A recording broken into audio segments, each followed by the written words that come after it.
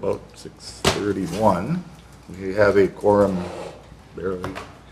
The agenda was properly posted? Yes. Okay, let's stand for the Pledge of Allegiance.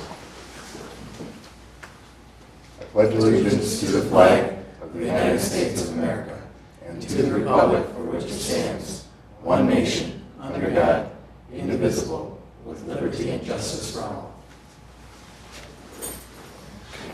Public appearances, public's opportunity to speak about any subject that is not a specific agenda item. Anybody? I do not have any. Okay.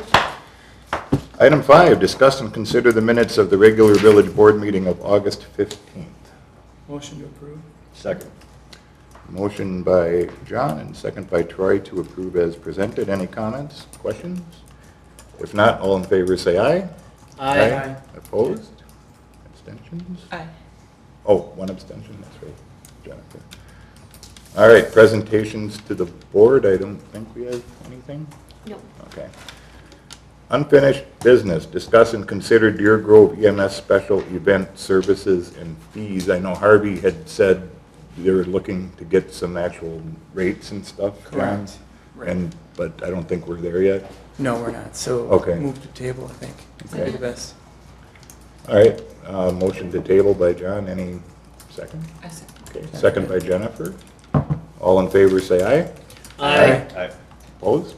Abstentions? Motion passes. 7B, discuss and consider requirement for fire hydrant at Rainbow Child Care Center. I asked Chief Boxrucker to be here tonight to kind of explain how that process goes about, and I think Aaron can chime in too, Chief, if you want to give us a little background about what goes into what's recommended or required. If those that were here at the planning meeting, when we had the planning meeting in regards to the property and stuff, the request was made by the fire department to put a hydrant on property and to look at the turning radiuses on the property, and what was discussed at that time was to take the turning radiuses and make the islands a tapered island so that vehicles could drive over a tapered curve and not drive over the curb. And the hydrant was asked by the fire department. There's no code in place. I won't tell anybody there is. There's no code in place to require a hydrant on property. There's no ordinance that the village has in place. Why we had asked for the hydrant was because the existing hydrants right now are at the intersection of School Road and County Highway N or Main Street, and across the road on the north side of it. And then there is a hydrant down at Windsor and School Road at that intersection on the northwest side of the intersection. So anything that we have to go to with that facility, fire-wise, that would require us to hook to a hydrant would be across the road. The hose would be across the road, and legally you cannot drive over a fire hose.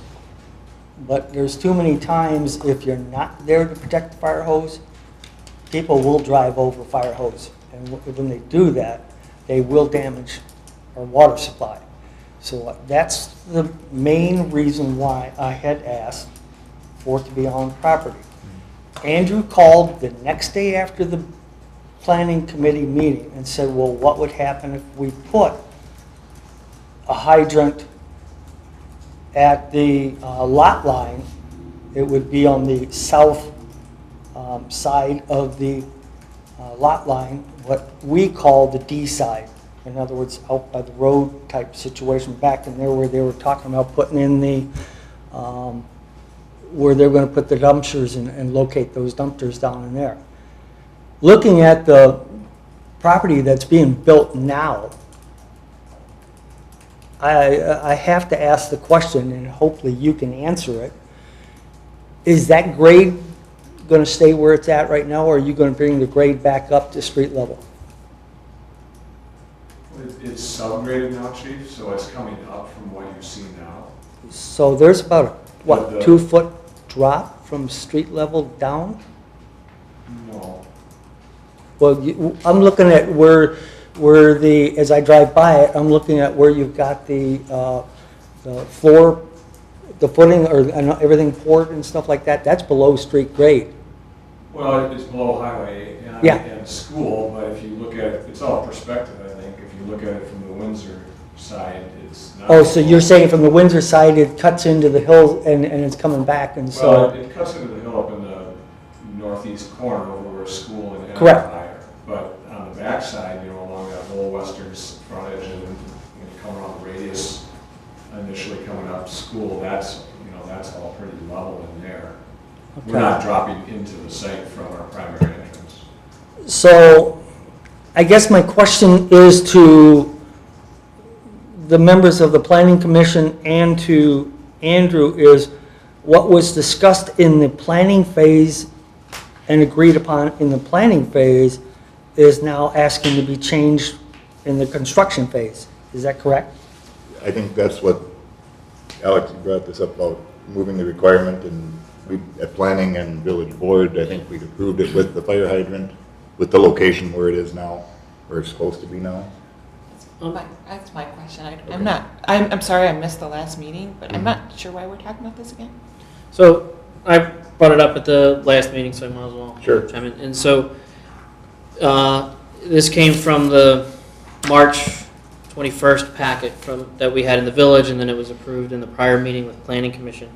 And one of the things that I noticed it then, and I didn't call it out then, and kind of going through it, what we should be doing is putting in, trying to clear barriers for commerce and for people to come in and build and want to be in Cottage Grove, not add obstacles. And so when I looked at the area, looked at the intersection, looked at the construction, originally it was approved, but we have fire hydrants, 2 within striking distance of the area, a third that's very close. The one that's across end is probably within striking distance as well.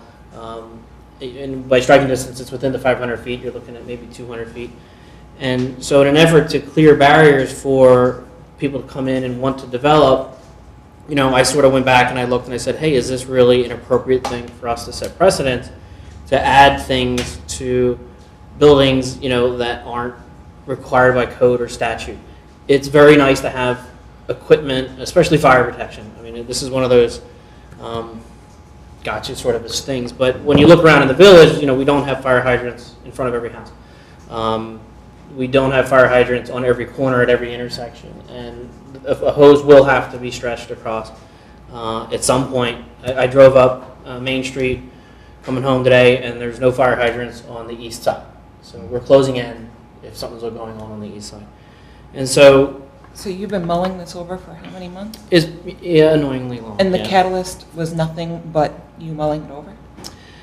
It was one of those issues that sort of bothered me, and I did reach out and talked about it, and said, hey, is there stipulations in this? One of the things that I do go back to with staff, though, as well, is that to bringing things in front of the board, we are trusting them that there is, code, cause, ordinances, statute, federal laws of that. This is the things that we're imposing on our buildings and commerce. And if we have the opportunity to make a reevaluation to say, hey, this is an undue burden, it's $20,000 to $25,000 item. This is not a cheap thing, and there's no requirements for it, and the building is still well protected by the fire hydrants that are within the area.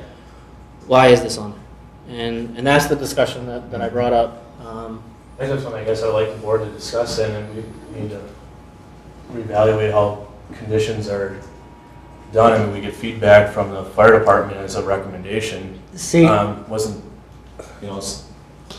that, I'm uncomfortable with it this was whole never- thing. We made a decision, and then months later, seemingly because I don't know what the reason is, I didn't realize every condition had to be a, statute of some sort or ordinance. half of our planning commission isn't here, our attorney isn't here, and I'm sorry I missed the last meeting, but this just seems really weird to me.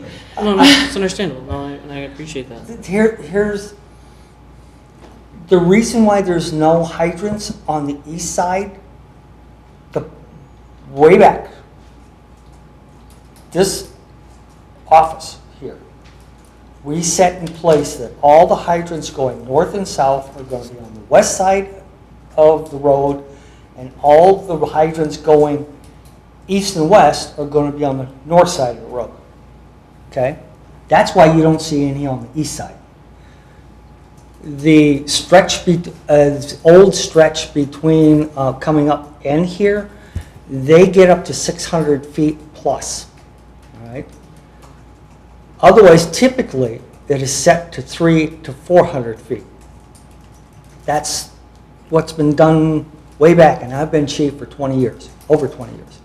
And that was set way back there. So when we talk about new roads coming in, new developments and stuff like that, that's the placement that always gets put into there. Okay? So that answers that. As far as precedents and stuff like this, we're not setting precedents. This facility was built under size. So, and I was told this, that by the Rainbow architects and stuff, that it's not required to have a sprinkler system in it because they are intentionally building it under the requirement so they don't have to pay for that sprinkler system for fire protection. Okay, I can't force that. IBC code is specific that when you get to a certain square footage, that it is required to have this. So they're building it under that to save costs on that aspect of it. If they would have, they would have been required to have a sprinkler system. They would have been required to have an FDC connection, that's a fire department connection to the building. Within 200 feet, it would have had to have a water supply. Okay? So because of code and stuff, we cannot go and say no, but this was something that was agreed upon months ago. So if it's going to be up to this board, and I'm going on record that I asked for it, the fire department requested it, it was agreed upon for it, and I can't make it happen. Is there anybody else that has a problem? Is Rainbow here tonight? You're representing Rainbow, Andrew? I mean, we went through the planning process I guess maybe, with this. since you weren't here at the last meeting, Jennifer, if I could maybe just share this drawing that I brought to the... Well, can you answer my question just before you get into that? Sure. Were you present during the entire planning commission process, the whole planning process? Sure. And you didn't have any problems with that then? I'm just trying to understand, because I'm not on the planning commission, I wasn't there. Sure. No, that's fine. Everything that Chief Boxucker has said is accurate and valid. What has come to surface is that there are 3 hydrants within 200 feet of this site, and I think there was a... And they weren't there before? No, No, let me they've finish always that been there. first. Okay. They were there before, because we installed them because the chief asked us to put them on the north side of the road and the west side, as he just said. 19 years ago, when we developed this plat and put in this commercial district, you know, there was conversation about going along the east side of the road where the commercial lots are, and the standard that was established and applied was north side of the street and west side of the street. So now we're fortunate enough to get a business to come in here and locate in the village on the east side of the road. And, you know, they build these all over the country at this size. And I don't think it's just so they can get by with something to try to, you know, get by with something here in the village. That's what I was told. Well, but what they build all over is less than 12,000 square feet. That's- And the I building understand. code is what it is. If it's above a certain square footage, you put in sprinkler. If it's below a square footage, you don't. And this is their template, this is their model, and this is the building that they build. So I don't think they should be penalized for the fact that they build this size facility. And so we should at least make them put a fire hydrant across the street. And so since there was no standard applied, because we don't have a standard, what we did is we went back to what would happen in a community that had lay standards for fire hose. And that's, you know, that's what I've done with these blue lines, is establish lay pattern, if you would, stretch off hydrant hose from the hydrant to the truck. And all three of these paths, four of these paths, are less than 500 feet, which would be the City of Madison standard that we'd be able to, you know, apply the geometry and say it meets these criteria, you don't need to install an additional hydrant.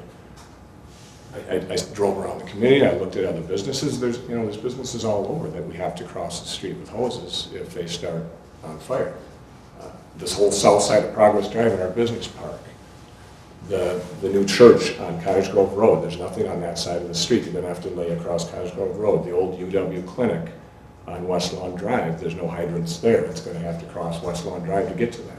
I guess my question, Andrew, is any of this new information, what has come to light at this point here in August, 4 or 5 months later, that's new information So you're that we telling me we don't? can't revisit the condition of an approval? Is that what you're saying? Is that because of a time lapse, we can't I come just back don't know and what the ask new for- information is. ask for a change to an approval? Well- Because I don't understand why, you know, a couple weeks ago, the village attorney was dug in about this being a reconsideration vote. This is not a reconsideration vote. This is consideration of a request from a business owner from Rainbow, and they can't be here because they're in Troy, Michigan. They've made this request? They have made this request. So I guess I'm not really clear why there's a time limit on this. The fire hydrant's not installed, we have to go all the way across Windsor Avenue to bring it to the property. And while we're still building this, we can still. I'm not change it. concerned about a time limit. Well, I'm just it wondering seemed like it.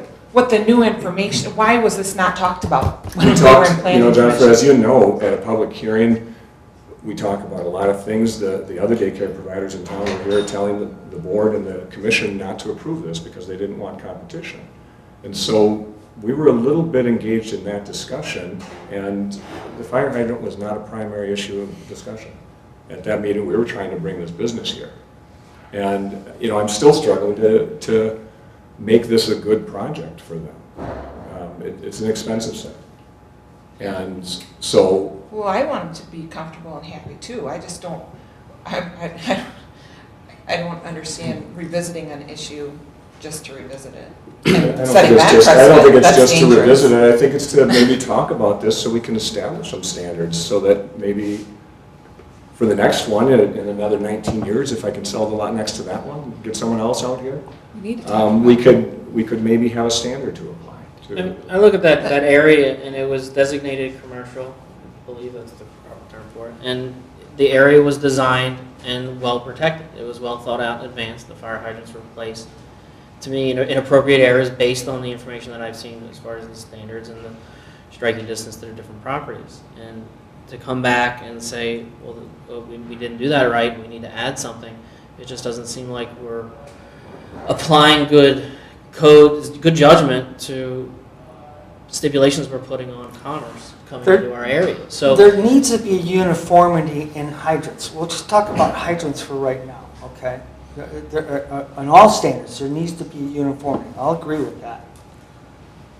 But to have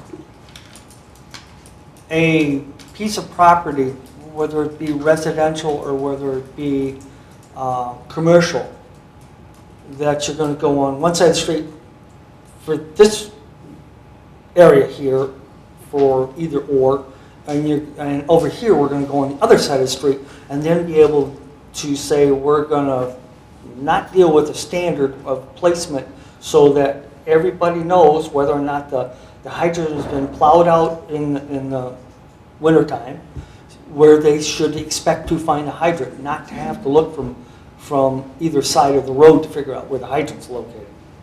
But this is a third additional. I'm just trying to go back to the rest of it. This is an understanding point too, but I mean, this is a third additional hydrant beyond the 3 that's already in the area. If this board says you're not going to get a hydrant, we're not going to get a hydrant. If we need the hydrant, if there's good cause for that the village requires the hydrant, then But it's I'm not also going to say, why are we putting the burden? It goes back to commerce. Why are we putting the burden on the builders, the people who are trying to bring in tax revenue and jobs to our area? If we feel, if the board feels that infrastructure is required through staff recommendation, then the board should build it. The Why board didn't you felt bring this we, up in March? like everything else, I missed it. I missed it. It's my fault, I missed it. One of the I'm things- assuming a lot of this stuff has been vetted. One of the things you said earlier, Jennifer, with most of the, well, part of the board, you're not here in the village attorney here, I don't really want to set the precedent of backtracking at this point. I mean, if we want to table it till he is here, that's fine with me. I know we do need to fix this going forward and have a clear ordinance or whatever we need to have, so it doesn't happen again. And Well, and quite simply, in looking at this, we've got hydrant 2, 170 feet from the building, hydrant 1, 170 feet from the building, and hydrant 3, 230 feet from the building. So given a little time to look at it, we've got an awful lot of fire protection in close proximity, but they do have to cross the street. That's right, and. And they cross the street because we were told to build them where they are back when this plat was built. If the building's burning down, do you want people driving by? People are gonna drive by. Not if you block the street. But who's gonna block the street?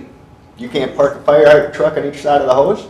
No, the truck has got the hose on it, so it's gonna hook the hydrant and it's gonna drive to wherever it's at, okay? Following the road. It's not gonna jump across the road and it's not gonna be in a straight line. It's gonna drive the road. And then it's gonna set up and it's going to do that. So who's going to block between the time that they hook, the time they get to the location, 170 feet away, do their 360, look and see what they're having to deal with. And this is a team, 2 teams of 4, or 2 teams of 2. So that first initial truck that's got to do that, who's going to block? And then the other trucks coming in are going to have to go around. Now that's going to take longer because you block the road with hose. And So that's the they're way gonna have to designed. go around So to how do Norfolk. they use the hose on property? How do they use the hydrant on property then? That they, by what I was asking to do, I'm gonna go steal this from you. But what I was asking to do, this is Windsor, just so you can see. Yeah, well, that's right. All right. This is Windsor running this way, their school road running this way. What I was asking, and Andrew said that they thought they could accommodate it, was put a hydrant down on the end of this property down here, right down here on property. So then you'd be able to go in, hook, and deal with it. You're not coming out into the road with hose and stuff like that. Okay, go ahead. Where it's proposed to be is right here, Right, okay. in the terrace, between the curb In and the the terrace, sidewalk. I'm sorry, yes, right there. But the main is on the far side of the street, so it's, And that's the Crossing complicated, that's the the street. new, probably some of the new information is that it's. So that's then, because on our first response, we have 2 engines coming in and we have 2 engines coming in, mutual automatic aid from other departments.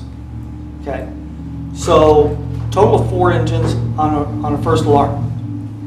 If something's happening here and it goes to another alarm, now we have a heavy rescue coming in and we have 2 additional engines.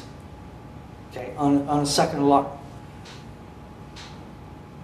You're asking staff to basically block off, the fire department to block off when they hook the hydrant, whether it's at school and in, or Windsor and school, and then proceed in, which we do. I won't kid you, I'm just saying that who's going to protect the hose, the water supply, because PD only has 2 officers on it. So who's going to protect think anyone's- the water supply, the hose, so it doesn't get I mean, the run answer is over? nobody. I mean, and this is, and the thing is, it's gonna happen no matter where. This building has no fire hydrants around it. You're blocking the road and people will drive over it.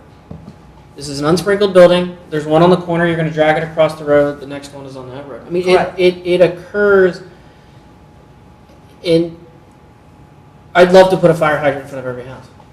I'm not asking for I mean, it in you know front of what I mean? every house. But we would love I'm to. asking I for mean, commercial. That's what I'm asking. Angelus has built 3 buildings up there. Every time I've asked for a hydrant, they've put hydrants in. There are 7 hydrants around those 3 buildings up there, currently. plus Large one way buildings. on the, These are yes, just- I understand it. I'm saying commercial. Don't, no, I'm I'm not. just saying that, you know, in terms of scale, it's Correct. a campus. CQC I've asked for hydrant. I'm just saying from there. Do you, The So covenant- basically, we designed this area, basically, so I'm gonna go back to the original construction, which was 19 years ago then, I guess. We built it wrong.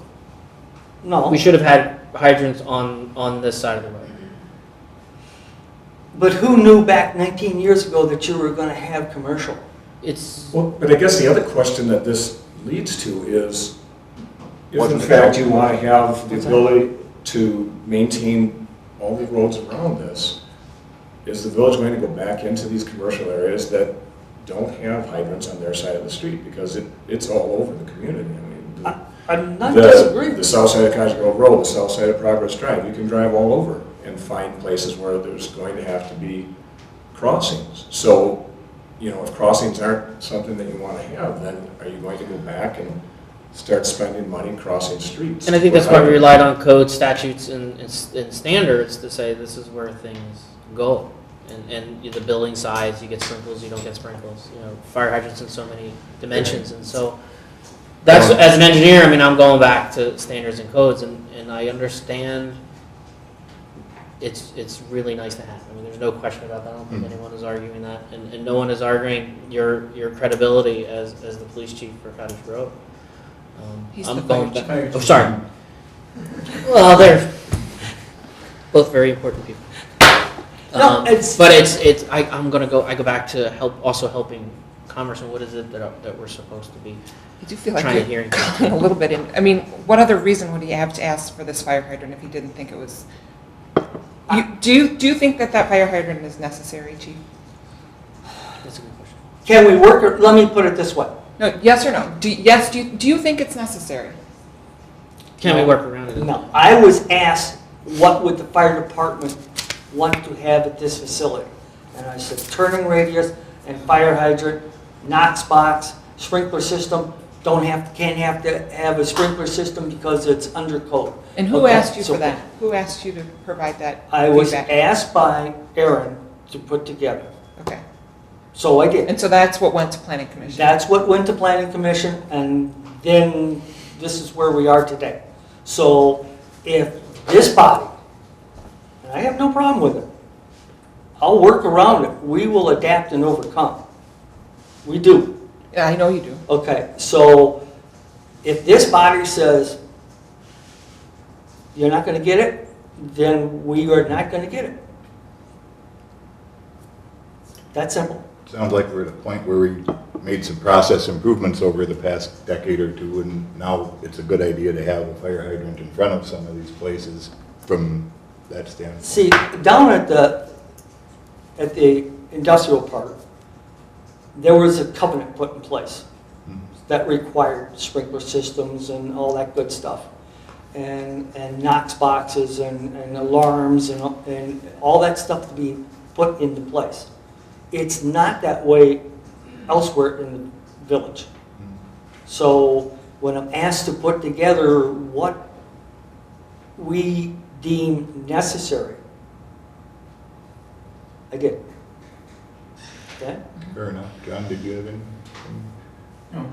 Okay, I'm just, I mean, I think it makes sense to move forward with the code. I think that's Yeah. evident. You know, saying we're relying on staff for information. I mean, we trust the information and recommendation from the fire department. There's, Great. no reason for either Aaron or myself to believe that he's saying to just, put a hydrant in for no reason. So You don't make any money off the fire I'm hydrant, not do you? looking to go and create more. I really am not. I'm looking for the protection of the facility and the people with that facility. That's it. I've never heard a hydrant issue like this in my 5 years. So it certainly makes sense going forward to have a code. like an See, ordinance? Andrew Yeah. brings up a very good point. It's going to be very difficult to figure out a code if you got hydrants on one side, and then we're going to put commerce or commercial on the other side. that's gonna be a tough nut to try and figure out how to make that into an ordinance or a code or whatever you wanna call it. So maybe that's why it hasn't been done. And- I don't know, You know, but when- it's always been addressed by going through the process when there's a commercial development of going to, you know, each department and they submit what they believe to be reasonable recommendations. Those are gone over with the developer and the applicant and then with the plan commission and the board, and that's how things have been Is this done. was this the right process, Matt? I mean, did you go back to plan to ask for this requirement, or is that, I'd I like don't to step know. back just one moment to, you know, to the chief's comment about trying to establish a standard. What we try, in the absence of a standard, we looked at Madison's ordinance. And so the linear blue lines are, just like you said, laid right down the center line or down the lane of the street, so you're not crossing the street. And their standard doesn't talk about crossing streets, it talks about lay distance. And you have to be able to get there within a 500-foot lane to the fire lanes, in a nutshell. I mean, it's a more complex standard than that, but essentially that's the gist of it. And so that's what we applied here. We're not trying to compromise public safety, endanger children, do something that is in breach of ordinance. There was, you know, a request, because it goes out to the chief and to the police department and to all of the different commenting authorities, MSA, planning, and everyone brings back their comments from their perspective. And then those are all merged into a process and a meeting where conditions are brought forward out of that meeting. Some of those are just carte blanche, said we're going to accept every one of these, and sometimes things are removed here and there that don't make sense. So that's the process, and here we are today asking about the necessity for this. It would be nice. Oh, it'd be nice. It'd be great. I don't discount that at all. The question is it necessary? And I think you asked that question. Yes, I did. My problem is, you know, you're making my point for me. How is that? Everybody looked at this. MSA commented, Planning Commission commented, the board passed it. All these people had their eyes on it, and nobody said anything about this fire hydrant being a problem. We're saying it right now, Jennifer. As a property owner, representing... That's a bugger of a position, though. I mean, Not really. Why is it is. Why is it Because intolerable to come because back so and many ask people for- looked at it, and then It now wouldn't we're be bringing it up perfect in that now. process. Every I mean, developer does that. Now we got nothing. We can't approve anything else because we're busy revisiting every developer. It took me 20 years to get this one here, so I don't think there's a long Well, time. Jennifer. I appreciate that. I think there'll be plenty of time to consider the next one, if we find one. I'm not going to go to war over this. I don't want to I'm compromise not public going to war safety, either. and I don't think I should have to battle over the right to come in here and speak to the board. No, I don't It sounds like disagree. that's what I don't have the right to do, No. is talk about this. I just Because we think keep it's hammering on 5 interesting. months. I think it's interesting timing after so many people have looked at this. We're under construction. If we don't decide now, when should we decide? After it's in? No, back when the planning commission was looking at it. I'm glad we're having the discussion, I guess I'm not. I find it interesting that we're not afforded an opportunity to revisit it.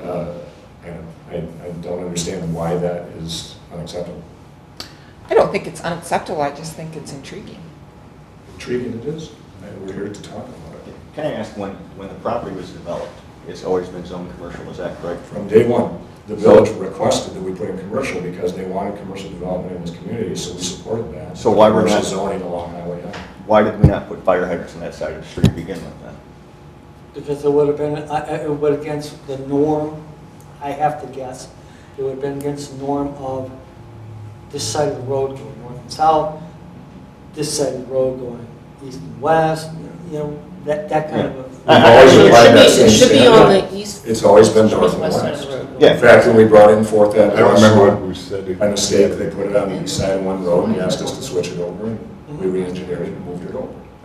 I guess what I'm struggling with is we're trying to bring business to Cottage Grove, the village of Cottage Grove, and I feel like we're just creating barriers to business to want to come here by But see, requiring them to do things like this. This is the only one, because we never had any issues on what was happening down to Commerce Park. We never had any issues what was going up on the Progress Drive. And how long did it take to fill Commerce Park? I'm not saying that part. Sure. I'm I just got saying. a question for you. Your logic doesn't fly. I appreciate the pro-business, because I'm very pro-business too. But they already came, they went through the process, they're building. My issue is with the revisiting of it, and I don't, I'm not disputing that, but I think a good point has been brought up here. That why require someone to go out and spend money that really don't have to? Right there with you. And If we don't have to spend the money, we shouldn't be spending the money. If I the- totally agree. If the village wants it, then we should help fund it. I mean, that's the other thing. I mean, the new information for me, after looking at it, is that there's 3 hydrants within distance. I mean, if there was 1 hydrant, you gotta have alternate sources, you have to have alternate feeds. And the new information for me, you know, one is that you recommend it, and in the village action report, it says require, you know, and now it seems it's more of a very strong recommendation, and I'm not looking to change this document, but, you know, the new information for me is that there's 3 right there. And what I take for granted is that all the information is provided. And, you know, I guess I just Didn't take research offense to that, Alex. I mean, I don't know. I mean, I would like to know what to do, you know, better. I If we take- don't know what we We could. take the information from the fire department and pass it along, and, you know, the plan commission, the applicant, the developer, the board can accept it or not. It's just it's a recommendation. it says required. So, yeah, I mean, that's, I didn't say anything about requirement. No, sir. okay. I was asked for what we were looking for in that, and that was it. Okay. Just the I appreciate that. And the document we have says it's required. And now looking at, and a lot of these documents, these are great documents. I mean, Harry and Matt, you guys do a great job. You need to do this. Water service will have a minimum cover. You know, things that, you know, and it's very clear, some of these things.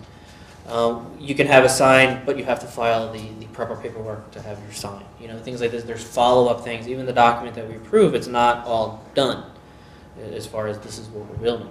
There's things that still occur after the planning review and the board approval.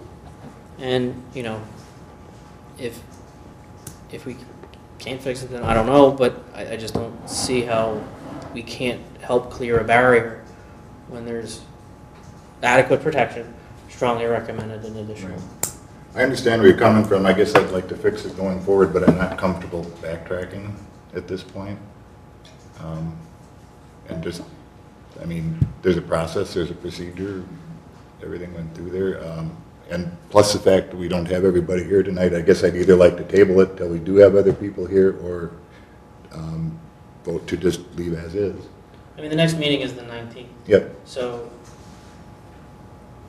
I mean, Is that too? Oh, no, we can wait. Motion to table. I'll second it. Any other discussion? and how does that help? Just so I'm clear. If we're Yeah, going to change our we're gonna go process or back. talk about doing this procedure, maybe creating a mechanism to revisit, then I'd like the whole board to be here at Okay. least. Aaron, maybe can you speak to a site plan amendment? Maybe that's how that would be done. That's one established process that could be used. There's, the site plan process applies to a new site plan, but there's also a process for amending one. And usually that's a building addition or some kind of change like that that's years after. It's not something that happens right after, but I think it's a process that could be followed. It just goes back through the planning commission and then back to the board. Okay. All right. a motion. And I would say, you know, it has not been my experience, and I likely not Aaron's as well. We've talked to other businesses and gone through approval processes and seen them walk because of conditions placed on them. So, I mean, that just has not been anything that I've seen. So, just wanted to Okay. let you all know that that's not, you know, we're certainly very cognizant of a condition, and you want to bring business in, and only trying to place what I mean- we feel are necessary conditions on. If we need it, the other thing is, you know, if we do need it, and I think there's hesitation on removing this as something that we're backtracking on. You know, again, this is putting burden on commerce. If it's infrastructure that the village is looking for, what's the aversion for the village paying for it? I mean, it is in the district. Mhm. We can do things with the money, whether it's requested or not. We build roads, we pave roads, it's all part of the plan. You know, if it is something that's required, something was changed, it's a good thing to have. Right. But there's no code to go back and say the burden is on the builder for something that we want. You know, It's a good we should kick discussion. in for it. Is the other thing. It's a good discussion to have, but I'd like the whole board to have it. So motion and a second to table. All in favor, say aye. Aye. Opposed? Aye. Okay. So we got 3, 2. Okay. All right. I guess we'll see you on the 19th. Thank you. Thank you. 7C, discuss and consider approving Resolution 2016-06, resolution to make the Village of Cottage Grove a dementia-friendly community. I think everybody had that in their packet, the current updated resolution. Any questions or comments? Did you?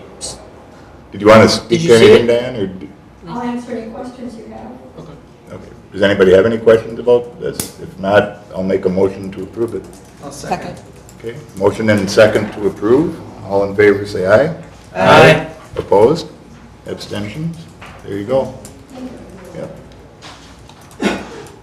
Man, I'll send you a signed copy, Diane. has training been scheduled yet for staff? Not yet. Okay, so you're still working with Diane on Yeah, getting that sorted she out? contacted me. Okay. Go work together. Yep. And anything you want on the website, she can work with you or Andrew or, You can contact me. okay. All right, okay. There you go. New business, discuss and consider a sound amplification permit from Andy Leduc of 309 Southern Grange for September 24th, 2016. Any comments or questions on that, Chief? Anything? No problems with it. Motion to approve. Second? Motion and a second to approve the sound amplification permit for Andy Leduc. Any questions? If not, all in favor say aye. Aye. Opposed? Abstentions? Okay, motion passes.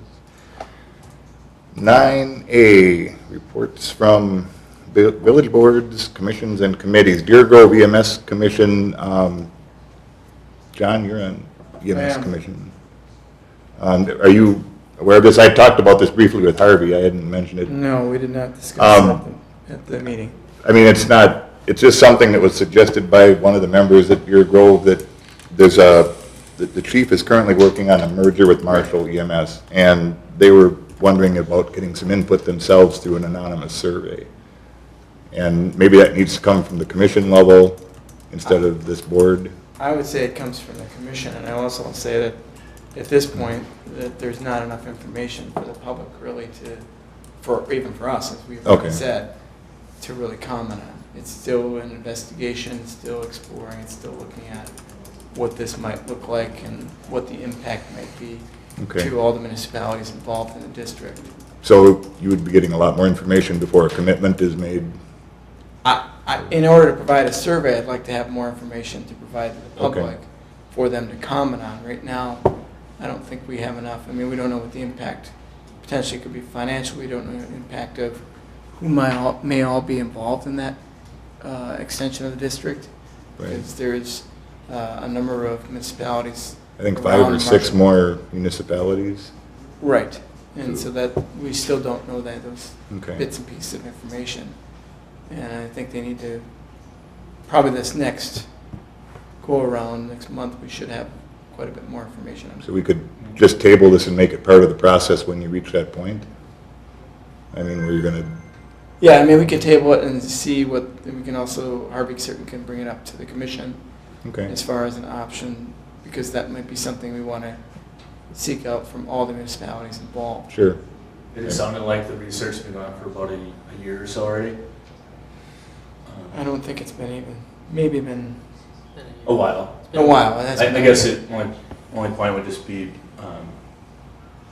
before spending a ton more time on it, just a general sense of how the voting would work on the board. That's part you know, of the information we need. with a board, if it's 1 seat per municipality, are things weighted? Otherwise, it would be difficult, to have some much smaller entities make decisions for the larger shareholders. My understanding is there's a proportionality with the existing Marshall EMS Okay. district. So there has to be some sort of, figuring out, because we have something quite different than that. So that all has to be kind of proposed, Sure. because I'm sure that they wouldn't want to necessarily maybe go to our. I'm just thinking of Dwayne spending tons of time on something that, if we can't figure out how the voting would work, it's, No, those are all questions that all yeah. the municipalities in the district have. Cost, what the structure would be, how they vote, when it would happen, et cetera. I'd be interested to see how they're gonna zone the questions, how do we tell how many were from Cottage Grove, how many were from Deerfield or the town? If And you're if gonna do it's gonna be survey- out in the public, are the other groups voting in as well? The other incoming areas potentially, how are we gonna split the vote up? It'd be interesting to see how That's they're gonna one- handle that, because again, their impact is gonna be different than the village's impact, so. I didn't get to the last commission meeting, but I know, like with Pleasant Springs, we have a contract for services. It works out very well, and I'm just wondering if that could be an I option was thinking the here. exact same thing. I mean, Pleasant Springs seems to be very happy with what we're doing. And I didn't know if that was a simpler solution than a merger. I didn't know if the commission would take that up or suggest that. Have you discussed it? I really, I've been to the meetings myself, and it seems like a lot of it is just very preliminary discussions, and Right. I'm not sure there's enough information to have more of an open discussion, Okay. because there just isn't enough there yet. It's just kind of, they wanted to make sure it was okay with us, that they would explore this as an option, Right. And if I understood Chief right, it sounds like he's supposed to be forming a committee of 3 or 4 Right. people Correct. to do this, so maybe we wait until that point. Right. Okay. So do you want us to table this? Yeah, I mean, we're going to Okay. table it. I think we should table it until we have enough information, who's involved in such a survey. Because I would say that it should involve all the municipalities involved in this to get the same information from all the public. So everybody gets a survey. And to Alex's point, to certainly understand where the feedback's coming from. So if one particular entity within the proposed district feels strongly about certain things, then, you want to be able to tease that out of the data. Is that possible in an anonymous survey? And I mean, it wouldn't necessarily be anonymous then, as far You have as to it would list your be, residency, right? You just Yeah. pick your but town. that's still anonymous. I mean, but you need that, I think you need that granularity. I totally think you do. Motion to table. Second. Motion and second to table this survey till we have enough information to formulate one. Any other questions? All in favor say aye. Aye. Opposed? Abstentions? Finance and Personnel, item 1, to review a draft of a village 5-year financial management plan. Greg Johnson from Ellers is here to walk us through this. He's going to pass out some materials. The purpose of tonight's meeting is mainly educational, to go through all the aspects of what goes into a 5-year plan.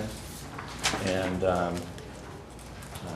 those general aspects are village operational, budget, debt, capital equipment, the tax increment districts, and capital projects. So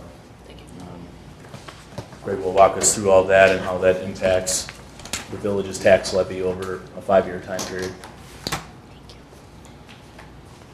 And the end goal would be, every year this would be revisited at the start of the budget process, is kind of the general direction moving forward.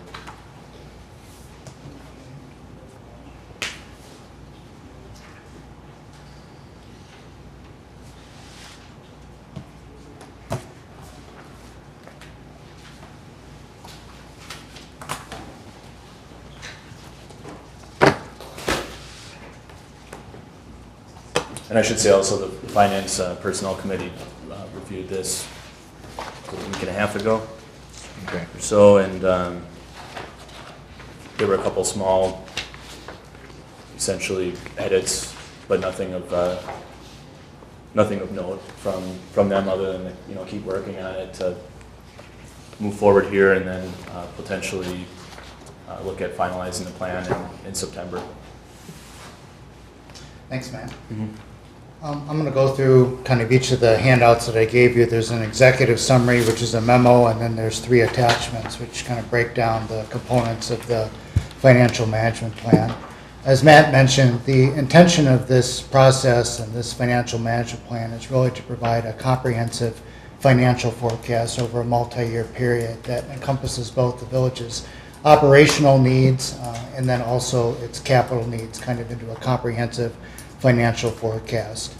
This document, as Matt said, is intended to help guide budget decisions, both those upcoming for 2017, and then serve as a framework for future budgetary decisions.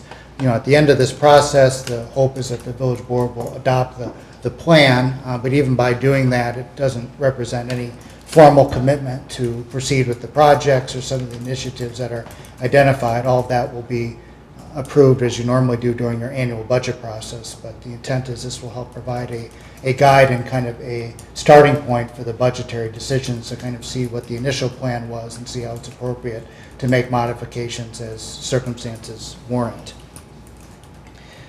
Included in this financial management plan are all the existing levied funds for the village, and that's certainly kind of the focus of the plan. So that consists of the village's general fund, the street tree fund, the capital projects fund, and the debt service fund. Those 4 funds, the levies make up the total levy for the village. We've also included analysis of the park development fund, which can help pay for some park capital projects, and then we've updated the cash flows for each of the village's tax incremental finance districts. I'll kind of start by summarizing what's in the memo and the executive summary that kind of summarizes things at a higher level, and then we'll go through some of the analysis. In terms of the general fund, we developed a methodology and had some preliminary discussions with staff to identify what might be reasonable as a starting point to do the projections over the next 5-year period. And our intention was to try to be conservative, so we're trying not to be overly aggressive in terms of our revenue assumptions, and we're trying to be conservative and account for expenditure costs and not and try to put together something that has some room within it to adjust, but trying to be conservative, and that was deliberate on our part. In terms of the revenues, really most of the revenues were held at current 2016 levels, but we summarized on the executive summary those changes that we did make. Your state shared revenues and transportation aids were showing increasing at about 2% per year. Your permit revenue is increasing at 2% per year. Your fine revenue is increasing at about 5% per year, and all of your other non-levy property tax revenues are remaining flat. All of these projections were done on a line item basis, so we literally took every line item that's within all of your levied funds and applied this methodology to each of the line items where appropriate. We're kind of focusing on broader summary here today so we can kind of keep our eye on the overall trends when we look at the impacts of all the levied funds so we can see what that total levy impact is going to be. On the expenditure side, for most of the commodities, your supplies, postage, just general supply line items, we have those increasing at about 2% per year. Your employee fringe benefits, health, life, disability insurance, that increasing at 5% per year. Your general insurance coverages outside of fringe benefits, increasing 3% per year. Services line items, professional services, training, dues, travel, that's increasing at 2% per year. Wages and your related benefits for retirement and payroll taxes increasing at 2% per year. All your utilities, with the exception of your fuel for vehicles and equipment, increasing at 5% per year, and then gas and oil increasing at about 2% per year. So that's broadly the methodology that was applied on a line item basis that will kind of drive the levy impacts that we'll look at here this evening. Got a question on the employee fringe benefits with healthcare going up double digits. Is that kind of, life and disability aren't going up as significant, so that's where you kind of get to your 5%. It's kind of a Uh, blended average. Yeah, that's what I thought, okay, Yes. thank you. The next fund that we'll look at will be the Capital Projects Fund. And this fund primarily has been used to pay for equipment replacement and other capital projects that the village has levied funds for or accumulated funds over a multi-year period and spent, essentially cash finance those particular items. The village has updated its equipment replacement schedule, which we've incorporated into our analysis. And so we'll show a projection for the capital project fund, taking into account that equipment replacement schedule and the levy that's needed to maintain cash funding for those acquisitions. The park development fund, the village has capital improvement projects for the parks department as well. The village collects fees from new developments to help pay for those parks improvements. The revenue that's generated, again, is dependent largely on the amount of development that occurs with any particular year, and that can vary rather significantly. So when we look at that particular fund, we've taken some items out of the Parks Capital Projects Plan and identified those that could be supported on a cash basis, either from the existing fund balance within that fund or from some modest revenue growth that could occur within that fund over time. It's not anticipated to fund all of the parks capital projects based on what we know today, but can certainly fund a significant number of them on a cash basis. The debt service fund, as the name implies, is really the fund that pays the principal and interest on the village's outstanding debt. The village uses other sources other than the property tax levy to pay debt service, most notably revenues from the utility funds, and also from your tax incremental finance districts. We've put together a financing plan that finances some of the higher dollar amounts in your capital project plan, as well as restructuring some existing debt. All of that's been incorporated into the analysis we'll present for the debt service fund. Some key policy decisions that we identified just in terms of our first draft here of the financial management plan. I think really the main challenge, which we've incorporated into our analysis, is really the village absorbing the debt service for TID 6. As we've discussed before at other meetings, and we'll review again this evening, the increment that's presently being generated from TID 6 is not sufficient to pay the debt service that's attributable to that TID district. And in our opinion, it's really essential that the village establish a more sustainable revenue source to pay for that debt going forward. So since that is general obligation debt, how we've incorporated into the plan is that would now be absorbed by the levy going forward.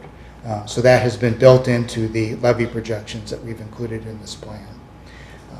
Really, that's anticipated to be about $120,000 per year from 2017 through 2029. That's the impact of absorbing that debt, and that's taking into account some restructuring of that debt to arrive at that payment level. So that's kind of a broad overview of kind of what we've incorporated into the plan in terms of all the detailed analysis that I'm now going to summarize. Before I continue, any initial questions? Matt, TID 6, which one is that? Yeah, I was going to do that also for public watching and that sort of thing. The TIDs run from north to south from 5, 6, and 7, 5 being the Commerce Park, which is the Commerce Park, as well as a parcel north of 94 west of the Park and Ride, and also the EW Clinic and the Homburg commercial parcels that we were just discussing regarding the hydrant, and then moving south to TID 6, which is directly across the street, mainly is the largest parcel, the 26-acre parcel across from Village Hall, and then TID 7 being the Old Town area is the general areas. Yep. Good question. So I'm going to start with attachment number 1, which is one of your other handouts. And page 1 of attachment number 1, which I'll kind of come back to at the end because this is kind of a nice one-page summary of kind of what encompasses all of the levied aspects of this plan. And this just shows the projected levy for all of the components of the village's levy for the next 5 years. So the general fund, the street tree fund, the capital projects fund, and the debt service fund. So with all of the detail that I'll summarize as we go through the analysis this evening, this kind of shows where the levy is going to be if everything in this plan materializes as it's projected and modeled out.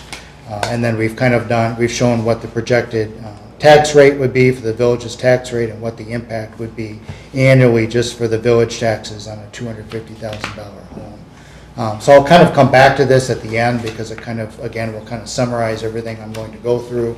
But that's kind of where we're starting, is kind of this one-page summary that kind of shows where things are headed with each of the components of the plan.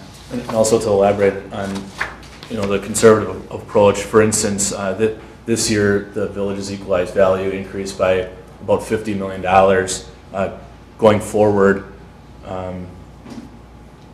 we're only factoring in $10 million a year. We'd like to think we would do better than that development-wise and increase in property values going forward.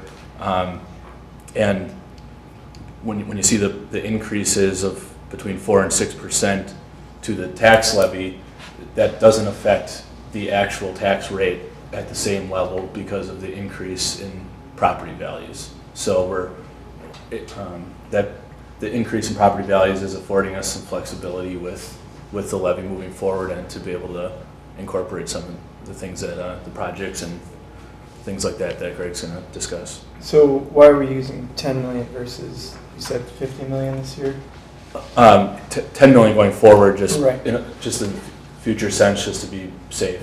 Because that's obviously And because it's only a plan, and it'll be readjusted every year. Yeah, just kind of a starting point for the budget process. And we're really just coming out of the economic recovery. Kind of going back a couple of years, really the village's equalized value is either declining or kind of remaining flat. Okay, So, that's what I wanted to get at. Yeah, it's really, I agree with everything Matt said in terms of the value. You've seen a nice increase, but you've also had some notable projects that have come in, and certainly the hope is that could continue going forward. But I think we're trying to kind of understand where we've been at, not only within the last 12 months, but going back and understanding that we're, the equalized value trend just a couple of years ago was significantly different than what you've experienced over the last We 12 may go months. through another one of those cycles. Correct. Okay, I got it. So on page 2 of attachment number 1 is a one-page summary of the general fund that kind of identifies and summarizes the line item projections, but kind of rolls it up into a summary by category. So you'll see we have the revenues identified by major category: taxes, intergovernmental revenues, licenses and permits, some of your public charges, and miscellaneous and investment income. And then we have all of your expenditures kind of broken down by category: general government, public safety, public works, health and human services, culture, recreation, planning and economic development. So those are really all the major expenditure categories that the village typically finances through its general fund. And so that methodology that I summarized in the executive summary was applied to all the line items in the general fund. And this just kind of shows how that's projected to change for revenues and expenditures going forward. So we've projected what your other taxes are going to be, and then we'll look at really what the levy impact is going to be kind of at the end for the general fund and all the other funds, because really it's not just the general fund, it's your capital projects fund, your street tree fund, and your debt service fund. All of them make up the total levy. So this just kind of shows a one-page synopsis of really what the general fund is looking like based on that methodology. The other levied funds are also included in attachment number 1. So on page 3 is the street tree fund. There's really not a lot of change projected here. Just you have some of your wages that you assign to this particular fund, and then some actual costs for your street tree. And so really the levy there is projected to remain relatively flat over the 5-year period as you continue to pay for expenses that you've historically budgeted for in this particular account. So I have kind of a question. So the 2013 and 14 actuals on the tree fund were zeros, and now we're seeing numbers broken out in 16, 17. So we're getting better at line iteming, breaking out the costs, because I know Is that why we're seeing more numbers show up in there? Yeah, I mean, I kind of, you use your 2016 budget as kind of a guideline. So I Yeah. think I kind of, I plugged in the numbers as the staff has kind of compiled them in your budget documents, so. Alex, that was a request to charge part of the arborist's salary, Yeah, and that started last year. yeah. Okay, When the request happened, so that's why there was nothing there in prior years. yeah. Thank you. The next component of your levy is the capital projects fund, and kind of the fund forecast summary for that is found on page 4. And this is really largely driven, in the model from 2017 to 2021 on the village's equipment replacement schedule, which is included on page 5 of 7, so the page following the capital fund forecast. And this is a spreadsheet that the village has developed and updated to factor in replacement of a litany of equipment assets that impact multiple departments within the village. And so how this generally works is that the village has identified the useful life expectancy of each one of these particular pieces of equipment and identified dollar amounts that are needed to be set aside on an annual basis to accumulate dollar amounts to pay for future expenditures, and then identify particular years when those expenditures are planned to be made for the actual acquisition of the asset. So it's an effective way for the village to acquire this equipment without having to finance it through the issuance of debt. So on page 5, the capital equipment replacement plan, there's some numbers highlighted down below in yellow. That represents the actual amount that is going to be expended in a given year to pay for various equipment that's identified in this particular spreadsheet. So what we've done is we've just plugged those models into a cash flow forecast, which is really back on page 4, that really shows your existing fund balance, because as of the beginning of 2016, you had about $700,000 in this fund, which has again been earmarked and set aside for future capital purchases. We've projected that if you keep your levy, have the levy at $300,000 from 2017 to 2021, by the end of the 5-year period, you would still have about $276,000 remaining in that particular fund. So that's presently in 2016, you levied about $275,000. So here we've increased that to about $300,000 just to maintain a cash flow balance within that particular fund. So certainly all components of this plan will get adjusted, as circumstances change, just from working in other communities, and just knowing that what's all factored into the village's schedule. This is something I'm sure that will be adjusted and has been adjusted annually over time as equipment is evaluated and needs are reprioritized, so that we expect will continue going forward. Okay, so question then, third line up from the bottom, under capital equipment, it says Parks and Rec storage shed 2011. And then over in 2016, there's a budget of $36,903. Is that in the wrong spot? Am I reading that right, or are my eyes going really bad? I'm on Page 4. I hate to get down to this granularity, but it sticks out there. I mean, I know that was budgeted in 2016. I mean, maybe the line item year was there from a residual project is my best guess.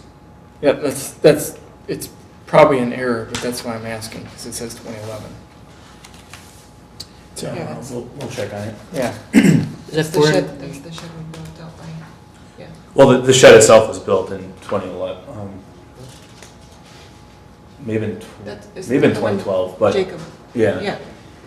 It was 2011 or 2012. yeah. But that expenditure, I'm not sure. We'll have to check Yeah, it it's with probably Deb. just in the wrong spot. We can double check. Yeah. So by the wrong spot, you mean it should be under the 2011 It's column? probably in the wrong category. Maybe in the I long think. line item. It Yeah. may have been- Maybe just a general park project, Yeah, but I'll it's- check. So we're spending that 36,000 this year? It was in the budget this year. Yeah. Yeah, Okay, yeah. but it's just, it appears It's the to be in the wrong- wrong Yeah, yeah. spot. Okay. Yep. Fill the shed. Good. So the future capital per schedule that's shown in 2017 to 2021 comes from the schedule that's on page 5. So that just incorporates all those annual amounts in yellow that are identified for the actual acquisition per year. And then down below, we showed the fund balance projection, starting with your actual fund balance as of the beginning of this calendar year, and then projected going forward with the $300,000 in revenue, and then the expenditures from the equipment replacement schedule.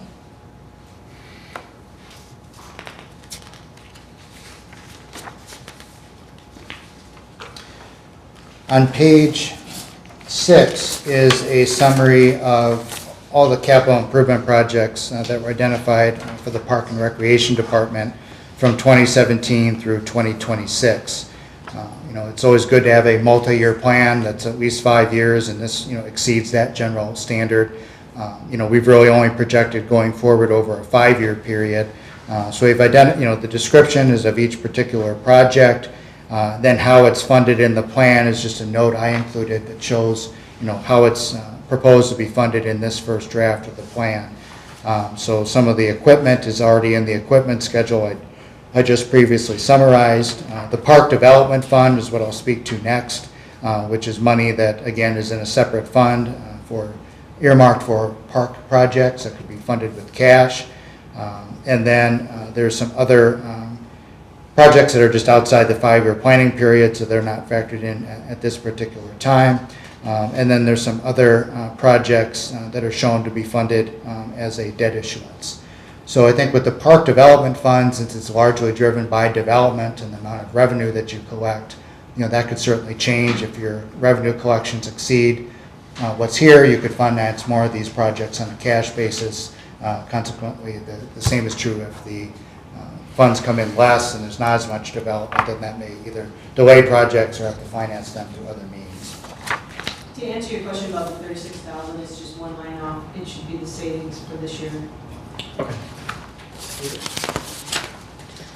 So the Park Development Fund forecast is shown on page 7.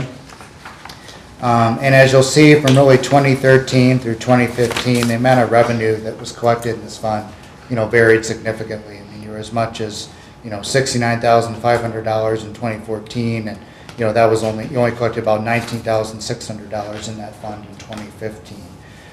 So we've just shown here just $20,000 being collected annually. So that will obviously be dependent on growth, but we tried to be conservative.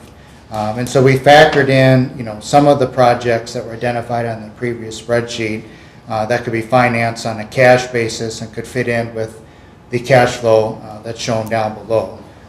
Your existing fund balance at the beginning of 2016, you had about $119,400 in that account.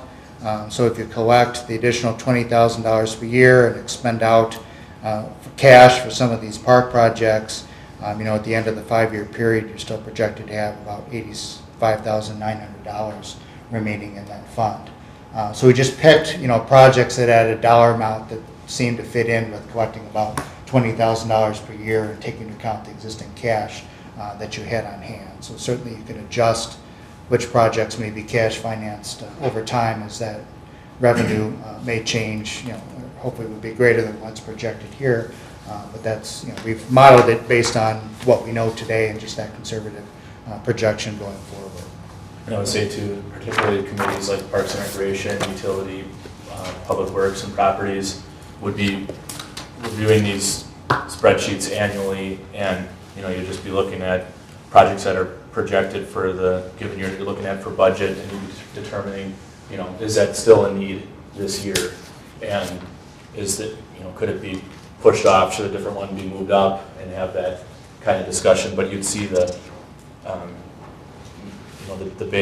baseline for what could be funded that way as far as how much money is allocated in the plan, and things could certainly be shifted, and it can be a fluid situation.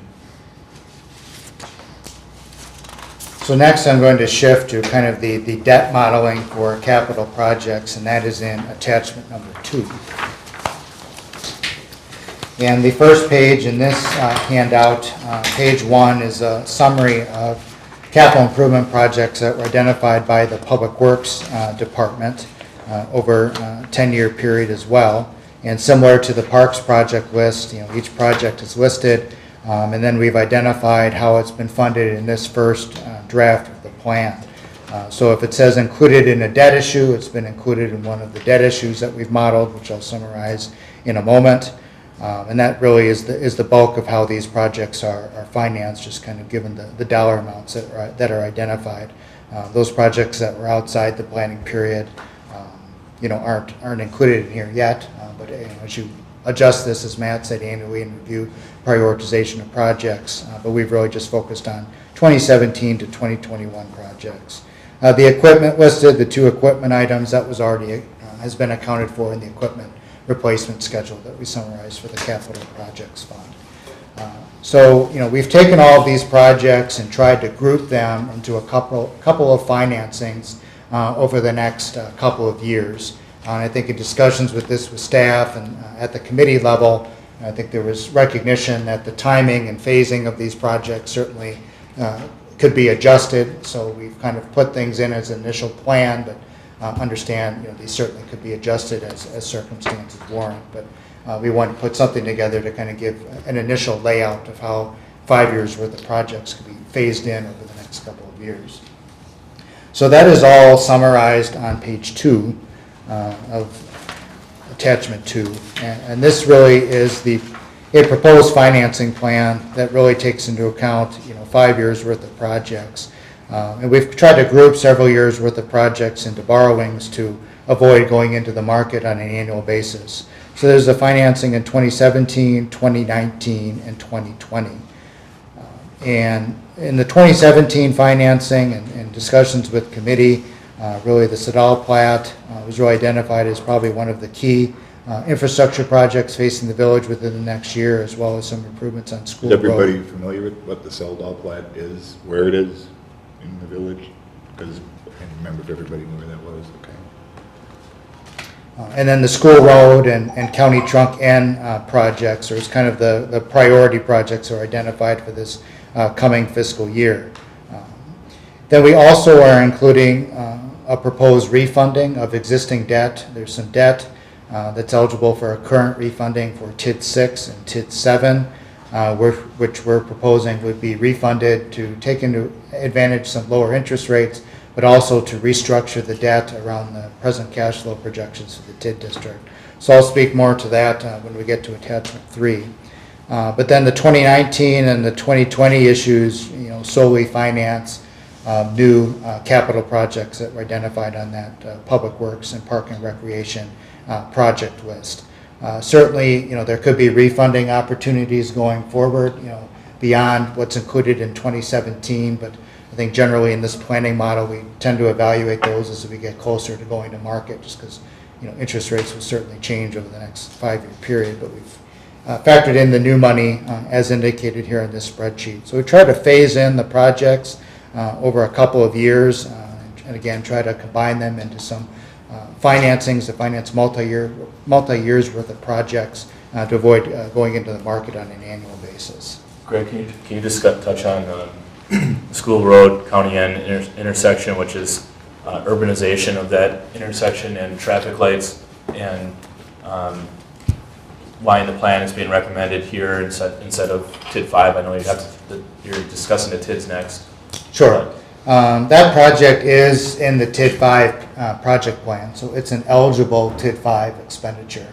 But when we go through the cash flows for TID number 5, based on what we know presently, development that's occurred within the district and the value's been certified by the state as of January 1st of this year, and then development that we know that is under construction in the TID presently this year in 2016. We'll look at the cash flow for the district, but to kind of summarize what we've concluded is that the existing increment and what's projected to be constructed in the TID this year is projected to support the existing debt obligations of TID District number 5 and leave some residual cash flow within the district, but it's not a substantial amount. So in order to finance other projects within TID number 5, such as the School Road and the County Trunk N, there would need to be more development within TID 5 beyond what we know is being constructed yet this year to have some confidence that the TID could support that debt. So there's kind of a distinction between a project being TID eligible and a project being TID feasible. And, typically when TID plans are written, they're written to give the community some flexibility to consider particular projects. But at the end of the day, when you go to finance those projects, there needs to be some confidence that the TIF revenue is actually going to be there. Because if it isn't, the village has to pay those costs. And that's, exactly the situation that we're facing within TID 6. So based on what we know now, and that easily could change if there's more development going forward and there's excess increment, if there's cost to support additional development going forward, you could finance those projects, and even if you're initially paying for them through the levy, and if TID 5 is performing to the extent that it could cover that debt service cost, you can always have the TIF pay for it in the future. But as we sit here today, based on what we know, there's really not room in that TID cash flow to support financing that project. So how bad is it upside down? It is. Funding? It is enough. For funding to fund the traffic light, which has been in the plan since the beginning of the district was made, it was part of the plan. Mhm. Funding it out of the district, how bad is it upside down then? I guess I wouldn't use the term it's upside down. I just think you're going to need, based on the development that's in the TID now, what is under construction in this calendar year, it's there to support all the existing obligations of the village. So you're going to have to see some additional development to support additional project costs within the So there's nothing left. There's nothing in it. So then why did we?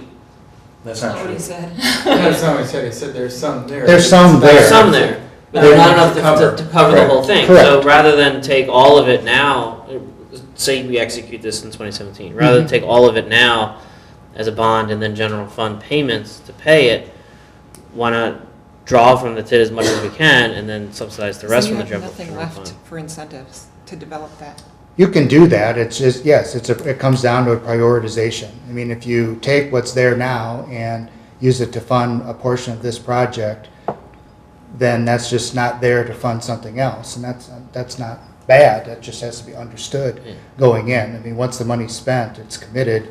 Because We'll be once- discussing We've it. already had that experience. Yeah. We'll be discussing it next, Yeah. but by the end of the TID 5's life, if we don't get any other development in the next 9+ years, there'll be about $700,000 at the At the end. of it. So, technically you could, we could finance it through the TID over that 9-year period, but that would be using, everything Yeah. that it has to. But I guess I'm finance just that. wondering, even the incentives that we provided in the past, it was always part of the plan to put the traffic light as part of that district. And in part of the payment schemes, that we've seen and all this other stuff, there's never been a deduction like at 2017, 2019, 19, you're saying, hey, we're going to put this traffic light in because we know it's going to be needed and we're going to put it out there in the future. And that's kind of what this stuff is. We're looking at That's not really how. 28, 19, 29. And so when we developed the incentives at the time, we weren't taking into account all future projects. That's what it sounds like. Well, I think it's important to go back a couple of years. If you go back to 2013, TID 5 was in the hole. It was in the red.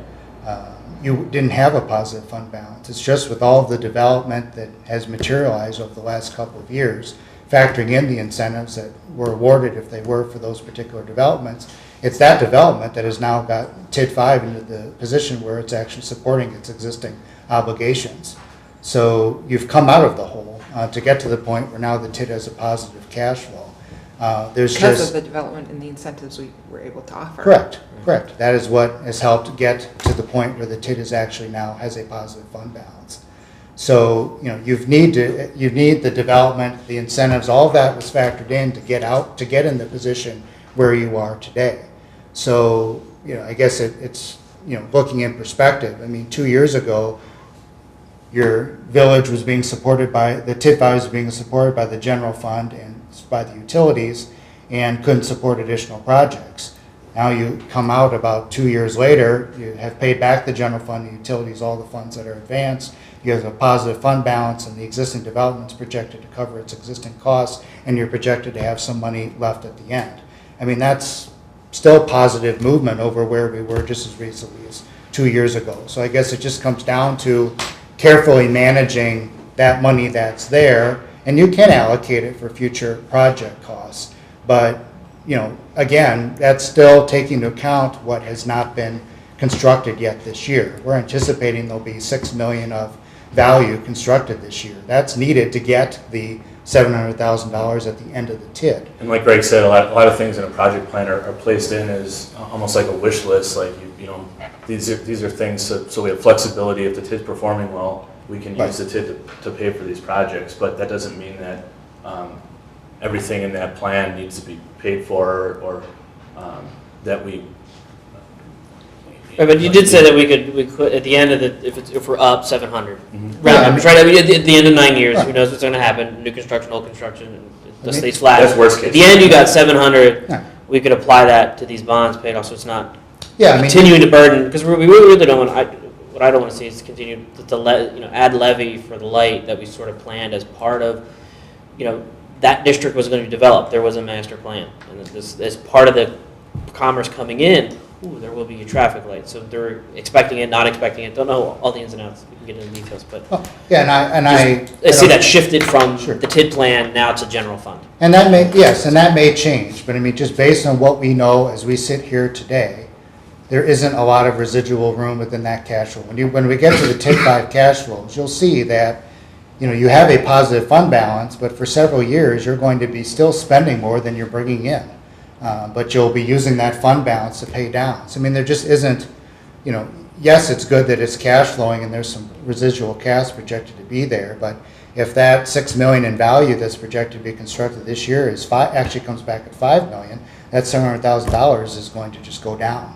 And so I guess when I'm looking at putting a financing plan together, I want to have some confidence that the revenue is going to be there. As I sit here today, we're relying on what we know. Now, And our levy a month, to sustain, 2 months, 3 we months. have room for the levy to sustain the extra 600. Yeah, it's in the levy. So when we look at these levy numbers, it's in there. So like it's conservative. I mean, hopefully if there's new development, you can charge that to the TID. I'm not saying you can't. I'm just saying until we have some confidence that their development is there to support it, I'll be very candid. I don't want another situation like TID 6 where you're just supporting the debt from the village. So I'm showing nothing to offer new businesses Correct. that want to come in Correct. and pay future taxes. So there's some room there, but there's just not a lot. As far as the levy, Alex, we do have about 660,000 in available levy. Okay. But I mean, either way, I mean, like this TID here, I mean, it's paying out of the general fund, the levy, or this is going to be paid from the levy. So either way, it's fine. Okay, thanks. Sure. So on page 3 is just kind of a breakdown of the 2017 issue. It finances, the Sedell plat, some of the road improvements related to that, the utility projects related to that, which would be paid by the utilities. And then we show the restructured debt for TID 6 and TID 7. As is noted, TID 6 is really going to be paid by the levy going forward, which I think will be more clear when we get to the cash flow projections. And then the TID 7 debt, we've just kind of restructured. The TID 7 debt payments presently are projected to gradually increase over the next couple of years. Based on the updated cash flow for the TID, we're just, since this debt is callable, we're just restructuring those payments to make them more affordable for TID 7. That'll all get incorporated into the TID cash flow projections. So to kind of look at the big picture on the debt service levy, taking into account all the existing debt of the village, and then at least general obligation debt, and then the debt that is proposed in this financing plan, the 3 issues, 2017, 2019, and 2020. That is all summarized on kind of the large fold-out sheet, the last handout in this particular page. And I'll just kind of work my way across this from left to right. So in the far left-hand side, under the existing debt category, we have the existing, equalized value projection for the village, and then in those years where there's kind of a box around the number, for the notes below, that's when, the various TID districts are projected to close. So we factor that into the tax base. Then we show all your existing principal and interest payments on existing general obligation debt, some other costs that are run through your debt service fund, and then some of your existing GO debt is paid by utility revenue and TID revenues, mainly TID 5 and TID 7. So that's shown as an offsetting revenue. And then presently the village has a positive fund balance in its debt service fund. Those funds are restricted to pay for debt service. So we've just kind of modeled a kind of a gradual application of that debt service going forward. It's about $200,000 in total based on what's in your 2015 audit. So we have your debt service levy for existing debt and the projected tax rate on an equalized basis. Then we show the three financings. And again, that finances all the capital, the projects on the previous page, the Sadal Plat, several, new all the 2019 and the 2020 projects are all financing new projects. So this includes a fair amount of, new money being invested.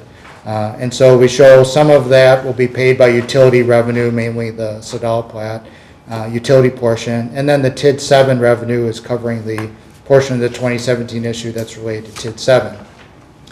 And so we have the net debt service levy on the far right-hand side that takes into account existing debt and the new debt service. So really what's driving these numbers are three things. One is the roughly $120,000 per year from 2017 through 2029 for TID 6.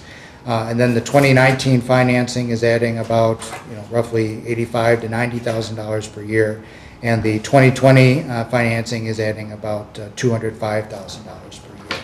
So this again includes a fair amount of new capital investment that's being projected here into the levy, which is going to be part of the overall levy when we take into account the general fund, street tree, capital project, and debt service.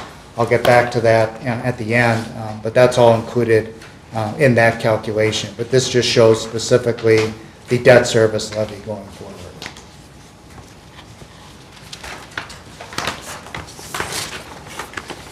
So the last handout is the cash flow projections for each of the TIF districts. So I'll kind of walk through each one. So on page 1 of attachment 3 is the development assumptions for TID 5.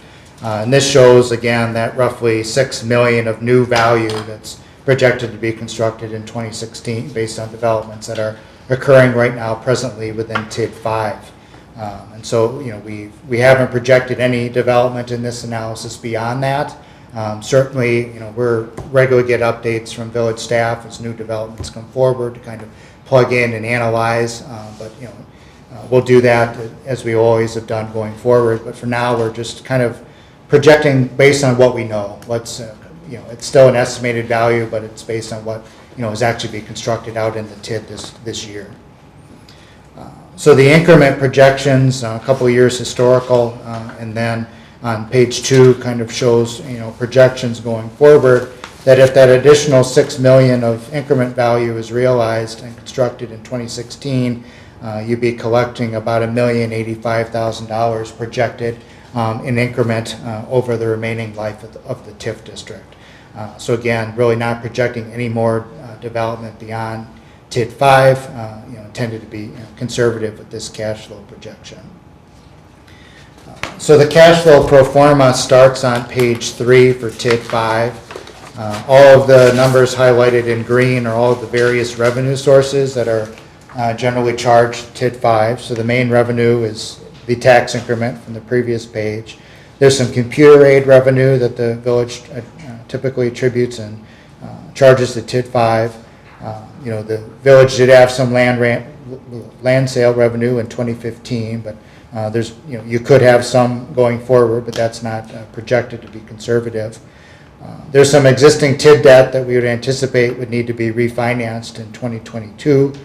So we show some bond proceeds coming in to help pay that old debt off, and then the new debt has been factored in.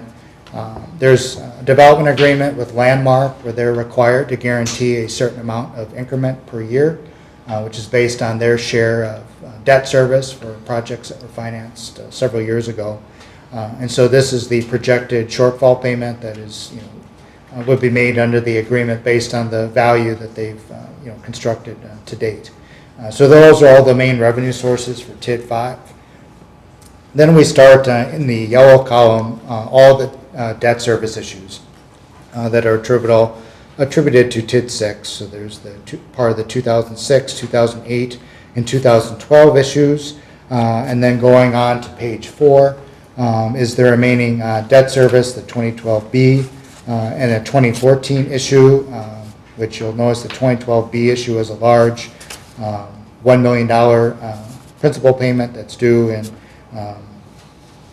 2022, and so we show that being refinanced in advance of that. So that's part of the future taxable debt. So we show all of your existing and projected debt service payments. There's some capital and there was some project costs that the village paid some cash for this year, which are factored in 2016, and then there's just kind of a placeholder for some general costs that the village will budget for, the incentive payment for the clinic, and then we get to really the projected balances going forward. So in 2014, the TID had a deficit of about $169,000. As of the end of 2015, you had a positive roughly $236,000. So as you'll see going forward in the annual column, that's the difference between the total revenues and the expenditures. So we are projecting in some years you're going to be spending down your fund balance, to the point where, if everything unfolded as it's displayed here, by 2026, you'd only have about $39,000 remaining in that fund. So by 2027, that's that roughly $734,000 number that we summarized previously. So again, when I kind of look at the cumulative balances and kind of show that that's kind of projected to kind of go up but gradually decline going forward, the TID is cash flowing. But again, that's meaning we need to see that $6 million of value realized that's being constructed this year, to support these existing obligations. So, I think the good news is, as I mentioned before, the TID's kind of crawled out of its deficit, is projected to cover its costs going forward, but, there needs to be some meaningful new development going forward to continue to pay for significant new project costs out of TID 5, which can be reevaluated. I mean, we update these regularly as new information becomes available. So this is intended to be fairly conservative, and rely on what we know now.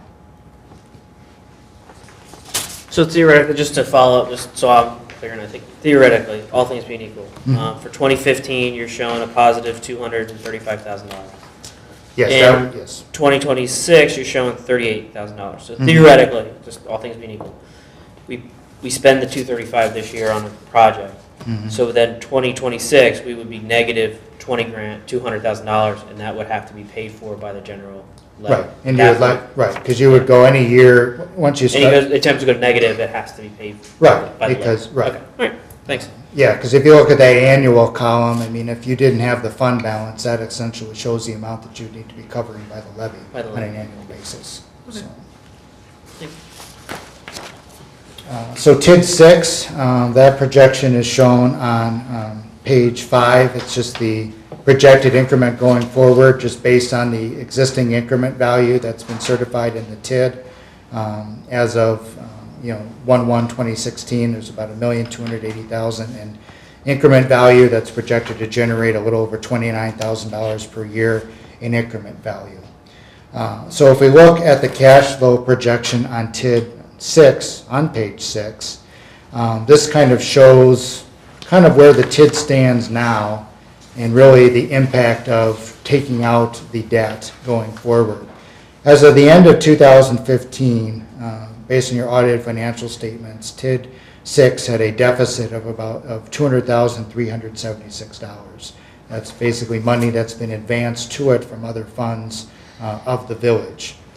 As I've mentioned repeatedly, in the debt plan and the levy projections, we've shown that the debt service going forward is going to be paid through the levy.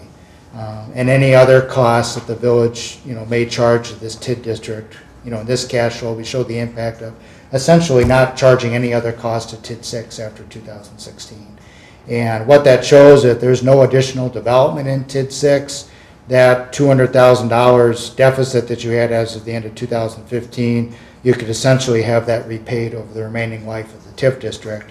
But, again, the debt has to be picked up through other means, which we've accounted for in the plan. It's going through the levy, and just any other capital or administrative costs could no longer be charged to the TID. So that, it's the village's, board's decision in terms of how that ultimately plays out. I mean, I do recommend, that there be a more sustainable way to pay for TID 6, incorporate into the budget. Really under levy limits, the easiest way to raise that capital is through the levy. It's general obligation debt. You can levy that. It's not subject to levy limits. It's your most stable revenue source. If you want to recover those funds that you've put in, you likely could do that here based, if the TID doesn't lose any more value. But that's kind of a policy decision of the board. But I think that the debt is just something that's, I think that's just a major policy decision that just has to be dealt with. I mean, you can't, this is basic arithmetic. You can't pay $100,000 debt service payment on $30,000 in revenue. I mean, Sadly. yes, it's advanced math there. Finally is the cash flow projection for TID 7. There are portions of the development in TID 7 that's part of the Houston Development Agreement. There's a development incentive that was agreed to years ago where that development first goes to satisfy that development incentive. So we've identified those. If it's in the column where it says part of the TIF revenue bond, we account for that because that's going to go to pay the development incentive that we've accounted for in the cash flow. Then there's a new development that was anticipated to be constructed this year that's not part of that development incentive. So we're showing between the memory care facility, the senior apartments, CQ development, about $4.5 million in additional increment value being generated within that TID based on projects that we can identify today. That's the Clausen garage expansion project that they have by the municipal services building. That's the $500,000 project. So the Where's the storage facility? Is that outside the district? Correct. That's not in the TID. Okay, it's okay. Got it. Yep.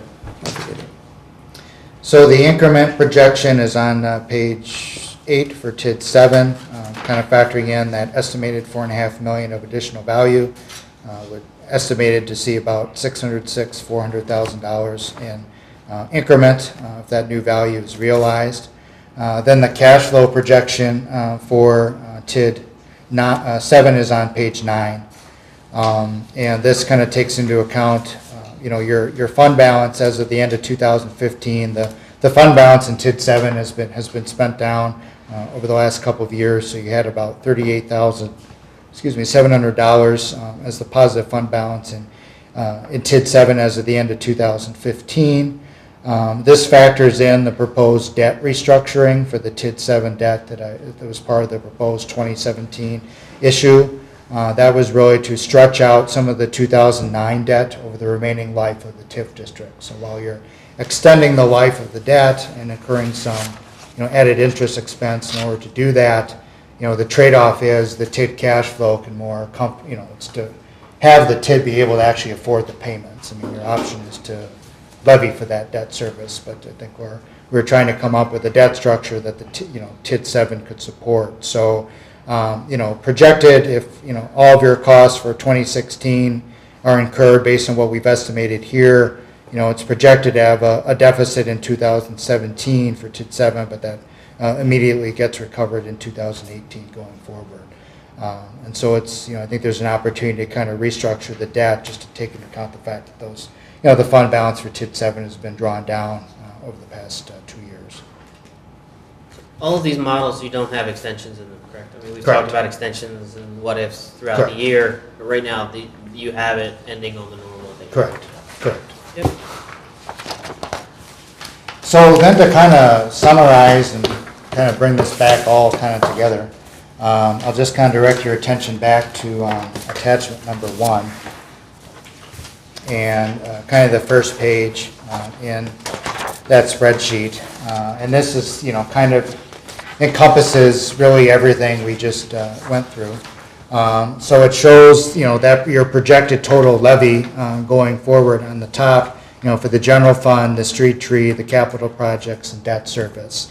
So I think as you look at kind of the model here, I think, the main thing that sticks out is really the debt service levy. And as I mentioned, that's really driven by the absorption of the TID 6 debt and the fact that you're, including new capital projects being financed, in 2017, 2019, and 2020. So, I mean, there's a fair amount of new infrastructure investment that's really driving those numbers as well. So going back to kind of the comments that Matt and I made at the beginning, I mean, this is a plan and a forecast. The one thing I will guarantee you as we sit here today is that this will all change.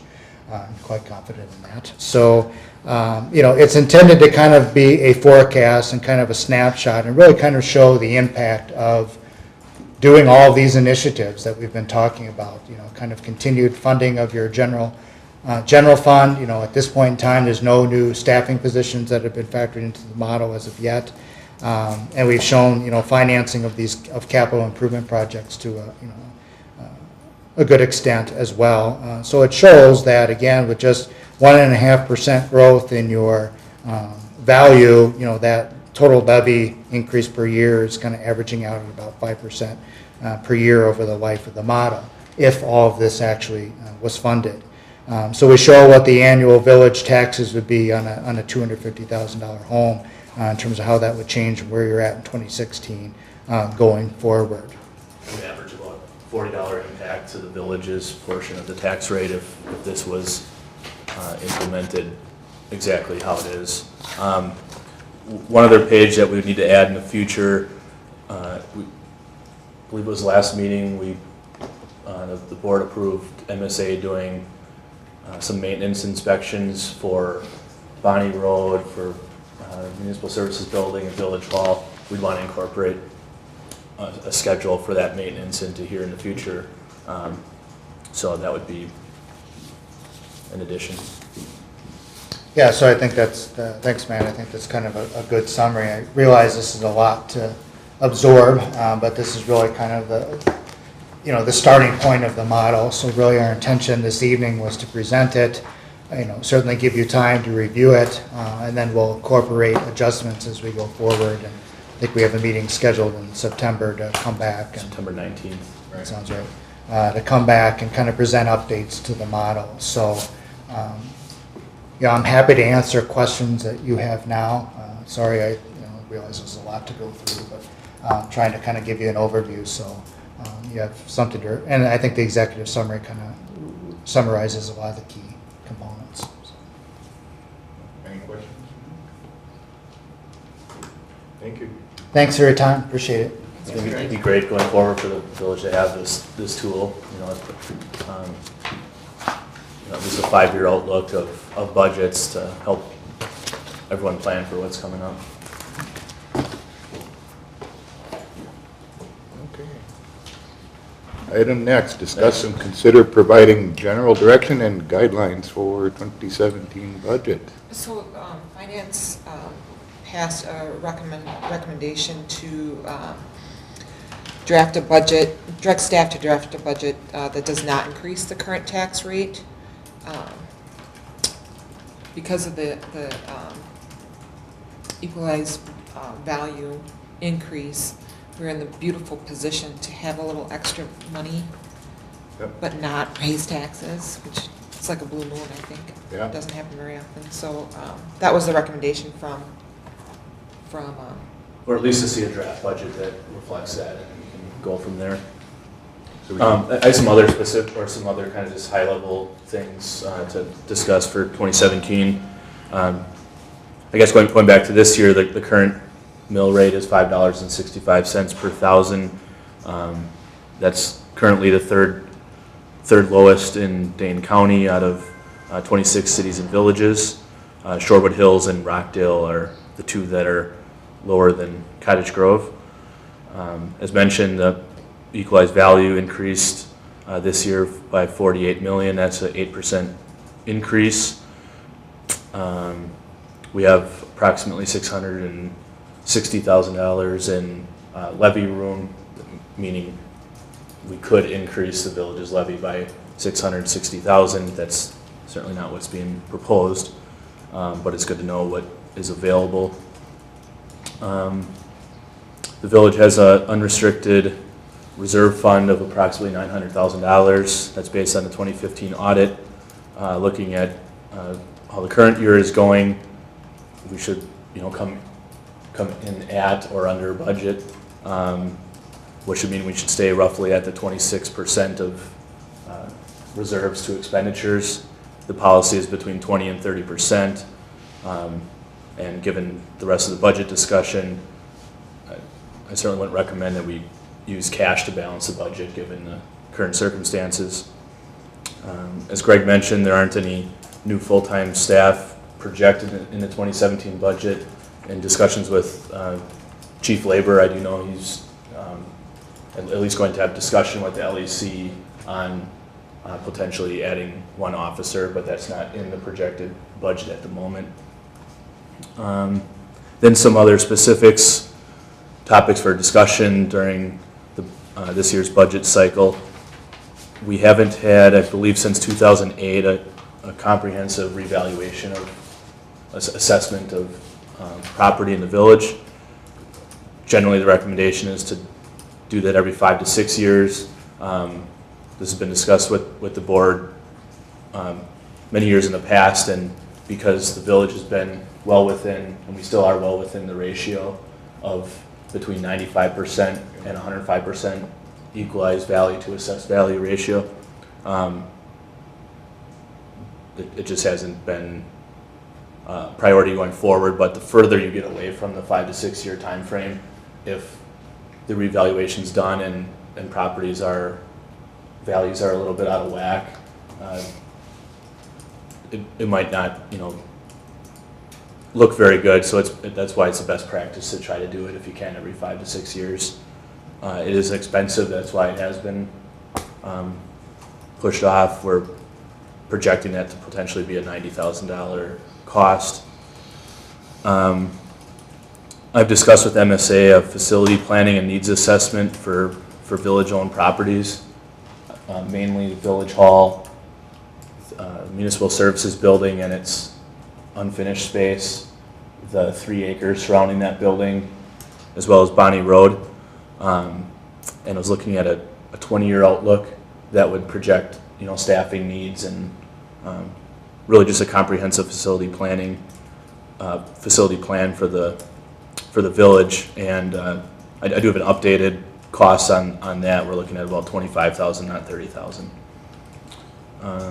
As discussed tonight, the Seldell plat reconstruction, the School Road County N intersection, and then the TID 6 debt. Those are kind of the main financial policy type discussion points for this year's budget. And then also talked about it, finance personnel and was to potentially shift away from doing across the board increases that everyone gets the same across the board increase, and we shift to performance based. So, someone's not meeting expectations, they wouldn't get the increase, and someone that was doing better would get more. And finance personnel was in support of that. And I believe that covers it. Jennifer, anything I'm missing? Sounds right to me. I agree. It sounds like a good position to be in. We're not having to increase our portion of the taxes. But not mind the other 4 parts of the tax Especially with the bill. referendum kicking in. Right. Okay. The Need a- TID 6 debt. Can we retire that? And then if we retire that, what's the impact? Because you're looking at that going out, you just looked at it, and it's going to be, You mean close the TID early? close it early. Yeah. I mean, it's probably going to be more costly for the village. I'll ask Greg to look at that option. He'll be back at the next meeting. I mean, we already know that it's not funding itself. So Mhm. you're just, it feels like you're throwing good money after bad money, I mean, it's to me.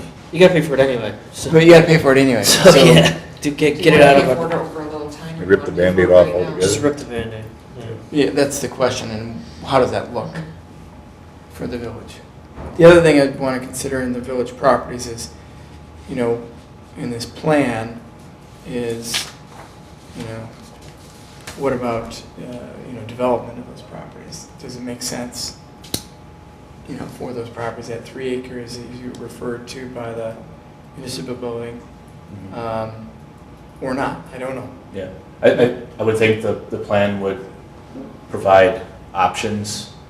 It wouldn't be that they're coming back and say this is what this is the only thing that we would foresee.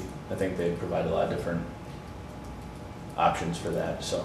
Yeah, because what I would see in 20 years is that spot may not be appropriate to have all of our equipment in. And maybe we have, the village probably have a different spot in addition to that one, perhaps. Yeah, certainly. Or near the maybe, 20 yeah. Right, certainly near into 20 years because, the municipal services building was looked at as a, 20 to 30 year, so. Yeah, and I would say at that point, then you probably have a different location in addition to that, because where your equipment, personnel, et cetera, need to be at. Because I don't like to hold on to property for 20 years if you Right. can develop it. I think that's just silly of us. It's too short-sighted. Any other comments, questions? Okay. Do we need a formal motion, you think, Matt, for direction? Sure. Okay. Can I just make a motion to accept Finance. Finance and Personnel's recommendation? Okay. The recommend, just so I'm clear, the recommendation's flat To within not the. increase the yeah. current tax rate. Yep, for the village Cool. portion. Okay, I'll second it. Motion and second then to approve the Finance Committee's recommendation for budget direction and guidelines for 2017 to have no increase in the village portion of the tax rate. Any questions? Comments? All in favor, say aye. Aye. Opposed? Abstentions? Thank you. I'm sorry, who seconded that? I did. Okay, thank you. Next is Flynn Hall Committee. Anybody? I don't think anybody, I'm not sure who's on that one. We don't have a Flint Hall committee, do There's a citizen member on it. Yeah, but not one of There's two our, citizen members, I Two know citizens. one couldn't make it, but the other one said that they were going to attend. Okay. we? Meeting has already occurred, correct? Yes. yeah, it was like last week. Yeah.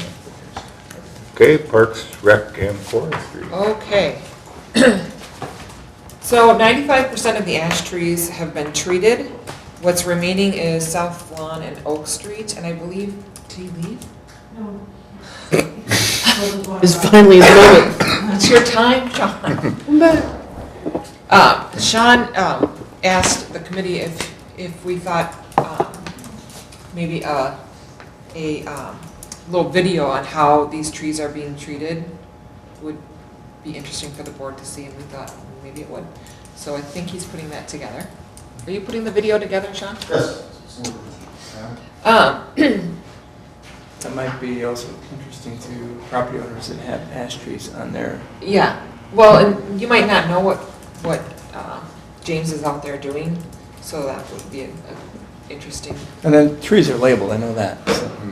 They are putting, yeah, they're putting Yeah. the tags on them, so. Correct. The program guides are out for fall and winter, so get registered for your classes. There's lots of new adult fitness classes in there, which is great. The Music in the Grove has been very successful thus far, well, save July with the rain out, but it's been, well, the ones that I've been to have been well attended. We have one to go, Correct. the third Thursday in September, which is the 15th? 27th. 15th. 15th, is it at Dublin? Dublin. Dublin Park, to round out our season. So that's been a great success this year again. The committee voted to change our permanent meeting times. We've been on our summer schedule. We've decided we like our summer schedule. We're going to go back to the third Thursday to avoid any agenda complications. We are going to be meeting at 5 p.m. permanently now, although our September meeting will still be on, well, it's actually on a really wonky schedule because there were some complications, but September 21st, which is a Wednesday at 5 p.m. At Municipal Hall. Can I mention anything? Oh, just might be a good time, Sean, to discuss the EA Emerald Ash Board news from this week. Yeah, today we have our first official case of EAB in the village.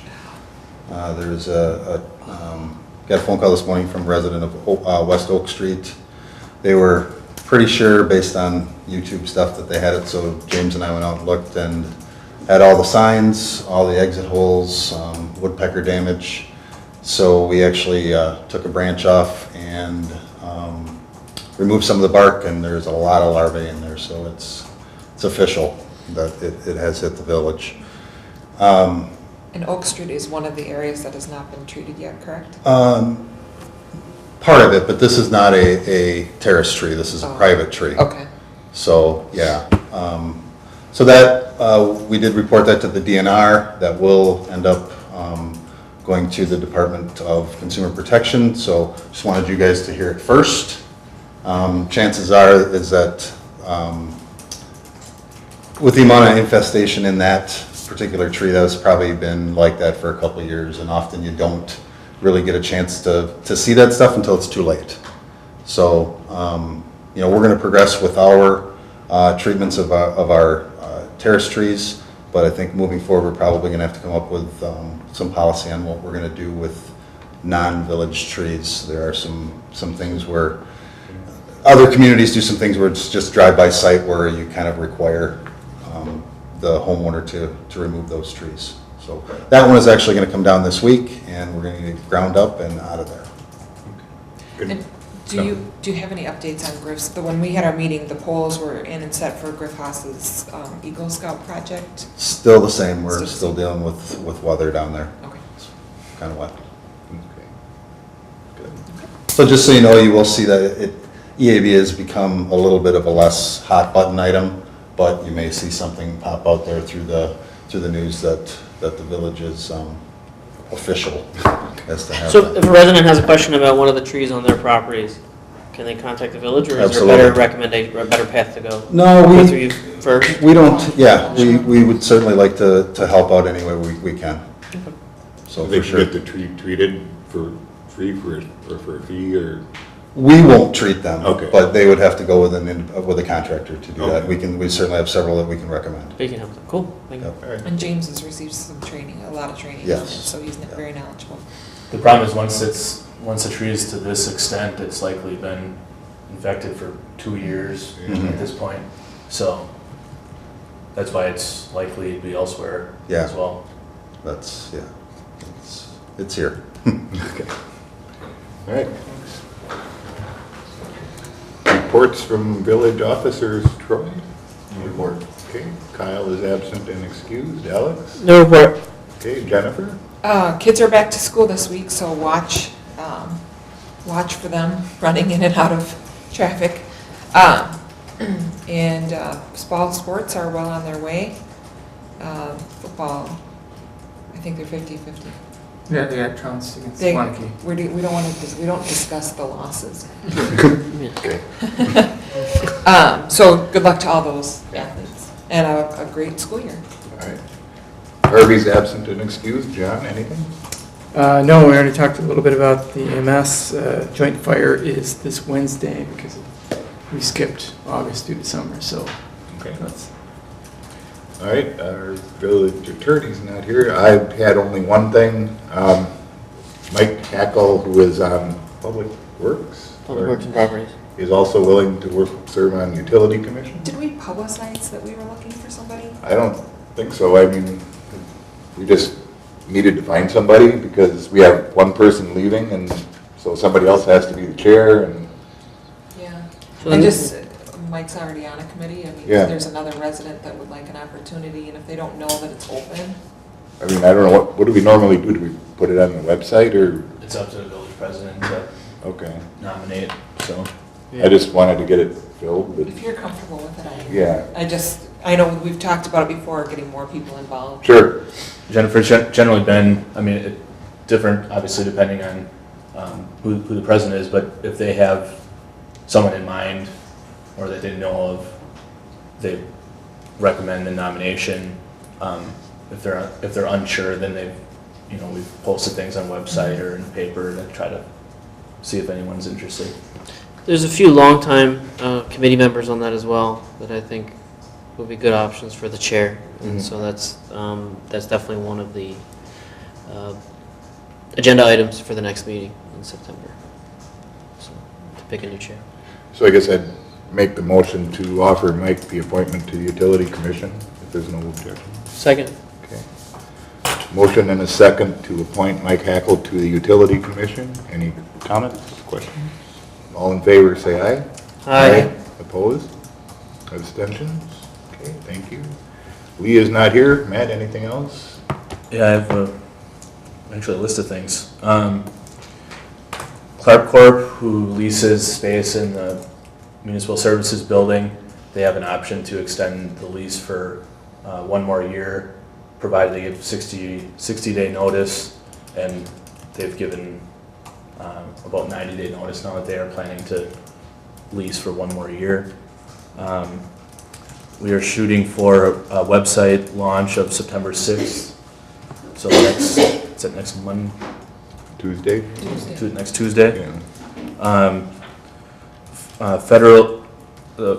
Change in federal law, the Federal Labor Standards Act, beginning December 1st of this year, salaried employees have to make at least $47,476 in order to be exempt from overtime pay. We have 1 employee in that that's under that right now.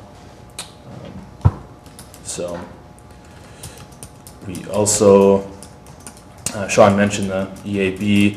We have a PSC public hearing scheduled for 9 a.m. on September 15th.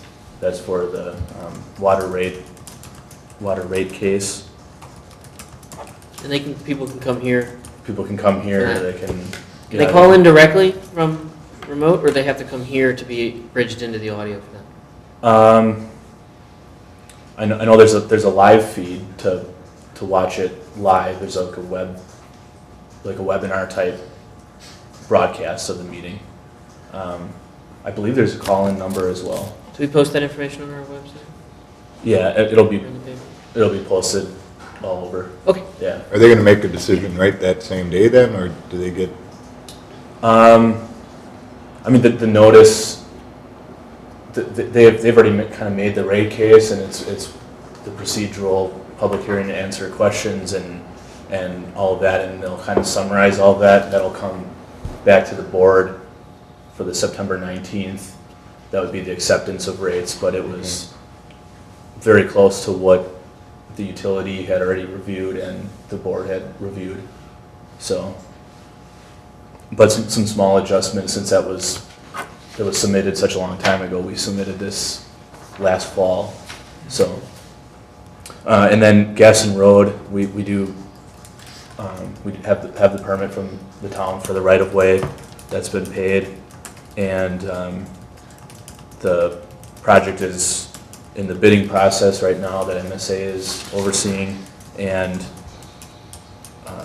also on September 19th meeting, we could potentially award bids for that project as well. So, Get started. yeah. Questions? Yeah. Are you done? Or so the lease, the tenant has asked to renew it. Mhm. Are we obliged to renew it, or is it something that we should talk about if we want to do or not do? It's written in there. I can go check the language again, but from my memory, it was basically, it was their right, their option. There wasn't anything that we could.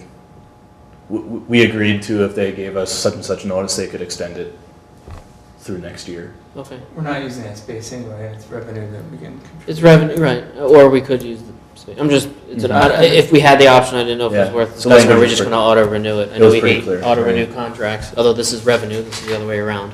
Mhm. If it's something worth looking at, I think we get decent revenue from it. Is that where on the? That's not under taxes. So where's that listed under revenues?